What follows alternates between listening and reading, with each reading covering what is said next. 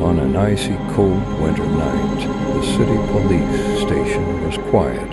Detective Alex Turner was reviewing the murder case he had just started. The number of brutally murdered victims was rising, and the killer had still not been caught. It had plunged the city into fear and paranoia. One night, Alex set out to investigate the details of the latest murder in the basement of an old factory building on the outskirts of the city. The autopsy reports showed that the victims had been skinned and hanged. The killer was clearly after some kind of ritual. As he entered the factory building, the cold, metallic sounds of old machinery broke the silence as Alex focused on the crime scene photos. He heard a strange creaking. Slowly, he moved in the direction of the sound at the end of a deep underground corridor. When he opened the door, he found an abandoned cell inside. There were various symbols and writings on the walls. When Alex shone his flashlight to focus it, his eyes caught a glimpse of a shadow, but it disappeared immediately. "Who's there?" he shouted, but there was no answer. That night, on his way home, he saw symbols and shadows that strangely haunted his dreams.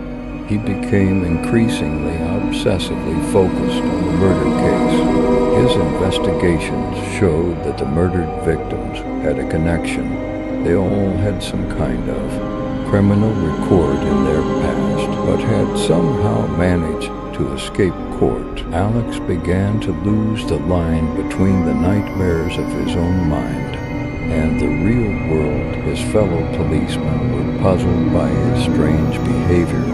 One night, while trying to decipher the writing in the cell in the basement of the factory building, he felt a strange sensation. A shadow passed by him quickly. He began to think he was being followed. The murder case was driving him to the brink of madness, but at the same time, he believed he was on the trail of the killer. He was one step behind at every step. One night, Alex was locked in a cell in the basement of the factory building. As he was trying to decipher the meaning of the symbols on the walls, he heard a strange noise behind the door.